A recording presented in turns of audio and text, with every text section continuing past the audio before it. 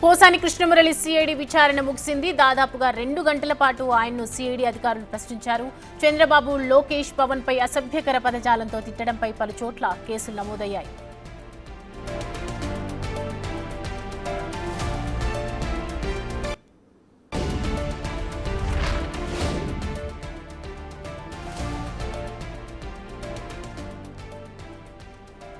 Posani Krishna Murali CID గుంటూరుకి సంబంధించిన దాంట్లో విచారణ ముగిసింది. ప్రస్తుతం దాదాపుగా 2 గంటల పాటు ఆయన్ను సిఐడి అధికారులు ప్రశ్నించారు.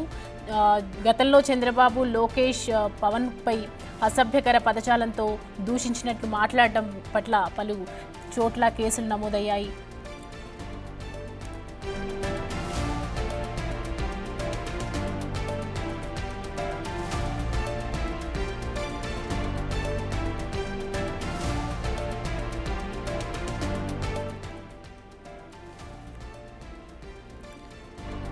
పోసాని కృష్ణమురళి సిఐడి విచారణ ముగిసింది. దాదాపుగా 2 గంటల పాటు ఆయన్ని సిఐడి అధికారులు ప్రశ్నల వర్షం కురిపించారు. గతంలో ఆయన పోసాని కృష్ణమురళి చంద్రబాబు, నారా లోకేష్ అలాగే పవన్ కళ్యాణ్ పై చేసినటువంటి అసభ్యకర పదజాలము, మాటలు దూషించటం, తిట్టడంపై పలు చోట్ల రాష్ట్ర వ్యాప్తంగా కేసులు నమోదయ్యాయి.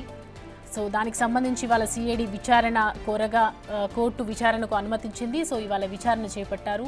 దాదాపు 2 గంటల పాటు ఈ విచారణ కొనసాగింది. అధికారులు, సిఐడి అధికారులు ఆయన ప్రశ్నించారు దీనికి సంబంధించి.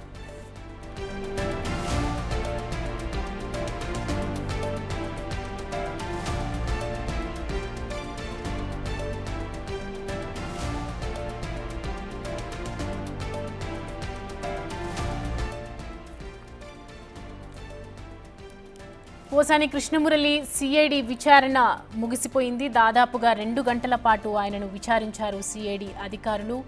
గతంలో చంద్రబాబు, లోకేష్, పవన్ పై అసభ్యకరమైనటువంటి పదజాలంతో దూషించినటువంటి మాటలు మాట్లాడారు. అలాగే తిట్టడంపై రాష్ట్ర వ్యాప్తంగా పలు చోట్ల కేసులు నమోదయ్యాయి. సో కోర్టులో సిఐడి గుంటూరుకి సంబంధించినటువంటి సిఐడి అధికారులు ఇవాళ విచారణకు కోరగా కోర్టు అనుమతించింది. సో ప్రజెంట్ ఇవాళ 2 గంటల పాటు విచారణ కొనసాగింది. దీనికి సంబంధించి పూర్తి డీటెయిల్స్ అందించడానికి మా ప్రతినిధి సాయి శంకర్ జాయిన్ అవుతున్నారు.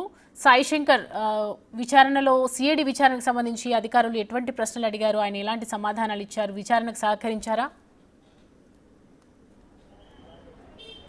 ప్రధానంగా ఈరోజు ఒకరోజు సిఐడి కస్టడీ విచారణలో భాగంగా ఉదయం 10 గంటల సమయంలో పోసాని కృష్ణమురళిని గుంటూరు జిల్లా జైలు నుంచి సిఐడి పోలీసులు కస్టడీలో తీసుకోవడం జరిగింది. మొత్తం విచారణ అనేది 4 గంటల పాటు జరిగినట్లు మనకు సమాచారం అందుతుంది. అయితే ప్రధానంగా కూడా ఈ యొక్క విచారణలో చంద్రబాబుకు సంబంధించినటువంటి అంశానికి సంబంధించి వ్యక్తిగతంగా దూషణలు కానీ, మోడీ కాళ్ళు పట్టుకుంటున్నట్లు ఏదైతే ఫోటోని ఆ రోజు మీడియా సమావేశంలో చూపించినటువంటి అంశానికి సంబంధించిన దానిపైన పూర్తిగా అయితే సిఐడి పోలీసులు అయితే విచారణ చేపట్టినట్టు తెలిసింది. అయితే ఈ విచారణలో ఎక్కడా కూడా పోసాని కృష్ణమురళి సహకరించలేదు అనే విధంగా కూడా సిఐడి పోలీసుల నుంచి మనకి సమాచారం అందుతుంది. వాళ్ళు అడిగినటువంటి అనేక సమాధానాలు కూడా ఒకటే ఆన్సర్ చెప్తున్నట్లు కూడా తెలుస్తుంది. ఆ రోజు జరిగినటువంటి పరిణామాలన్నీ కూడా తాను మర్చిపోయినట్లు కూడా ఆయన అయితే చెప్తున్నట్లు కూడా సిఐడి పోలీసులు చెప్తున్నారు. అయితే ప్రధానంగా విచారణకు సంబంధించి తమ దగ్గర ఉన్నటువంటి కొన్ని ఆధారాలని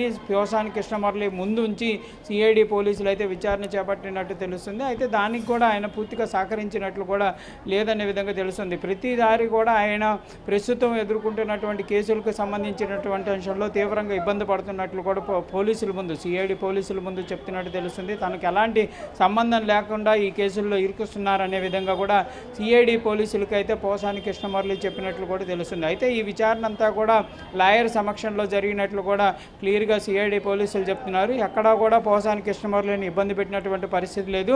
తాము ఏవైతే క్వశ్చన్లని ఆయన ముందుంచి ఆయన చెప్పినటువంటి సమాధానాలు మాత్రమే రికార్డు చేసుకున్నట్లు చెప్తున్నారు. దాంతోపాటు కొంత డేటాకి సంబంధించి, అంటే పోసాని కృష్ణమురళికి సంబంధించి ఫోన్ డేటాను కూడా కొంత వాళ్ళైతే అడిగినట్లు కూడా తెలుస్తుంది. ఎందుకంటే ఆ సమయంలో ఆయన ఎవరెవరితో సంబంధాలు మెయింటైన్ చేయడం జరిగింది, ఎవరి యొక్క ఇన్ఫ్లుయెన్స్తో ఆయన వ్యక్తిగతంగా దూషణలకు పాల్పడటం జరిగింది, ఇదంతా కూడా సేకరించాలంటే కొంత డేటా అనేది ఫోన్ డేటా ఇంపార్టెంట్ కాబట్టి పోసాని కృష్ణమురళికి సంబంధించినటువంటి ఫోన్ ఆధారాలకు సంబంధించిన దానిపైన కూడా ప్రశ్నలు అయితే అడిగినట్టు తెలుస్తుంది. వాటికి కూడా ఆయన సరైనటువంటి సమాధానాలు అయితే ఇవ్వనట్లు కూడా తెలుస్తుంది. అయితే పూర్తి స్థాయిలో విచారణ అయితే కొనసాగలేదు అనే విధంగా సిఐడి పోలీసులు చెప్తున్నారు. ఎందుకంటే సమయం చాలా తక్కువగా ఉండటంతో విచారణ అనేది సరిగ్గా చేపట్టలేకపోయామనే విధంగా చెప్తున్నారు. వాళ్ళైతే మరోసారి కస్టడీకి కోరేటటువంటి అవకాశం ఉన్నట్లు కూడా కోర్టు ముందు అయితే చెప్పేటటువంటి అవకాశాలు కూడా కనిపిస్తున్నాయి. అయితే ఇదే సమయంలో పోసాని కృష్ణమురళికి సంబంధించి బెయిల్ పిటిషన్ పైన కూడా కోర్టులో అయితే వాదనలు జరిగాయి. కోర్టు బెయిల్ పిటిషన్ని రేపటికి వాయిదా వేసినట్లు కూడా తెలుస్తుంది. ప్రస్తుతం అయితే కస్టడీ ముగిసినటువంటి నేపథ్యంలో గుంటూరు ప్రభుత్వ ఆసుపత్రికి మరోసారి తీసుకొని రావడం జరిగింది. ప్రస్తుతం పోసాని కృష్ణమురళికి సంబంధించి వైద్య పరీక్షలు అయితే జరుగుతున్నాయి. అంటే ఈ విచారణలో ఏదన్నా ఇబ్బంది పెట్టడం జరిగిందా, లేకపోతే థర్డ్ డిగ్రీలో ఏమైనా ప్రయోగం చేశారా, ఇలాంటి అంశాలకు సంబంధించి వైద్య పరీక్షలు నిర్వహిస్తారు. విచారణకు ముందు, విచారణకు తర్వాత ఆయన ఆరోగ్య పరిస్థితి ఏ విధంగా ఉందనే దానికి సంబంధించి ఒక సర్టిఫికేట్ అయితే ఇచ్చేటటువంటి అవకాశాలు ఉంటాయి. తర్వాత గుంటూరు జిల్లా జైలుకి అయితే తరలించేటటువంటి అవకాశాలు ఉన్నాయి. అయితే విచారణ ముగిసిన తర్వాత కస్టడీ అనంతరం బయటకు వస్తున్నటువంటి నేపథ్యంలో పోసాని కృష్ణమురళితో మనం మాట్లాడేటటువంటి ప్రయత్నం కూడా చేశాము.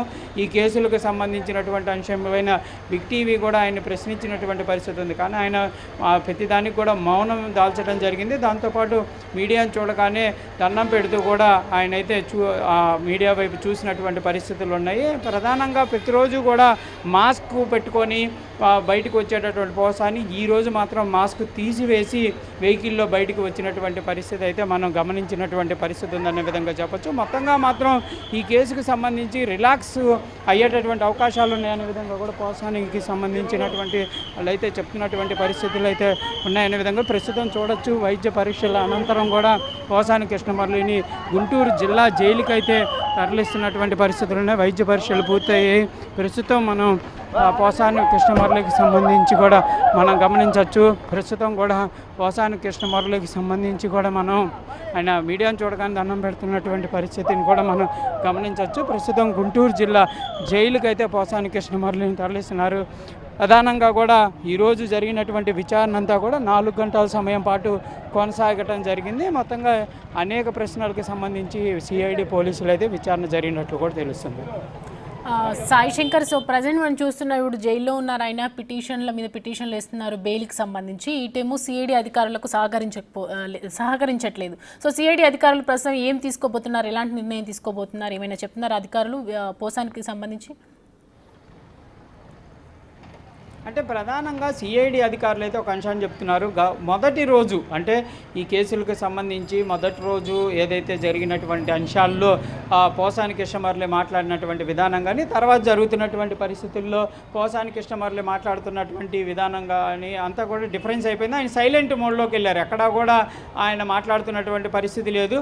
ఓన్లీ జడ్జిల ముందుకు వెళ్ళినప్పుడు మాత్రం తన ఆరోగ్య పరిస్థితి బాగాలేదనే విధంగా చెప్తున్నారు. ప్రజెంట్ ఇప్పుడు సిఐడి కస్టడీలో కూడా ఇదే అంశాన్ని కూడా ఇచ్చినట్టు తెలుస్తుంది. తనకు హార్ట్కి సంబంధించి ఇబ్బందికర పరిస్థితులు ఉన్నాయనే విధంగా కూడా ఆయన అయితే చెప్పినటువంటి నేపథ్యంలోనే తనకి ఈ విచారణకు సంబంధించి ఇబ్బంది అంటే ఈ కేసులన్నీ కూడా తీవ్రంగా ఇబ్బంది అవుతున్నాయి. అసలు నేను ఎక్కడా కూడా వీటిల్లో ఇన్వాల్వ్ అయినటువంటి పరిస్థితి లేకుండానే నన్ను ఇరుకిస్తున్నారనే విధంగా కూడా సిఐడి విచారణలో కూడా ఆయన చెప్పినట్టు తెలుస్తుంది. కానీ అనేక రకాలుగా కూడా సిఐడి పోలీసులు అయితే విభిన్న రకాలుగా కూడా ప్రశ్నలు అయితే పోసాని కృష్ణమురళి ముందు ఉంచినట్టు తెలుస్తుంది. ఎందుకంటే కంపల్సరీగా అంటే మీరు వ్యక్తిగతంగా ఇవన్నీ దూషణలు చేశారా, లేకపోతే ఎవరైనా ఇన్ఫ్లుయెన్స్ చేశారా అనే దానికి మాత్రం ఎలాంటి సమాధానం కూడా పోసాని కృష్ణమురళి ఇవ్వలేదనే విధంగా కూడా సిఐడి పోలీసుల నుంచి అయితే మనకి సమాచారం అందుతుంది.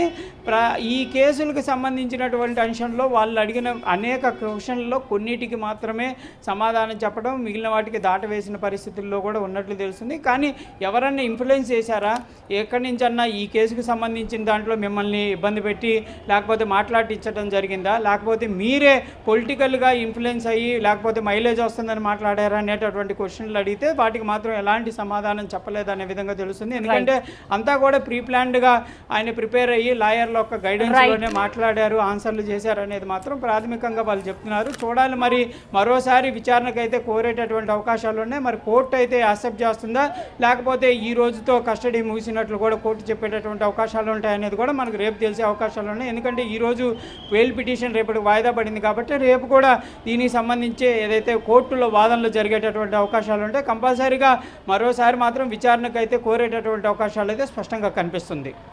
Right Sai Shankar, thanks for the updates.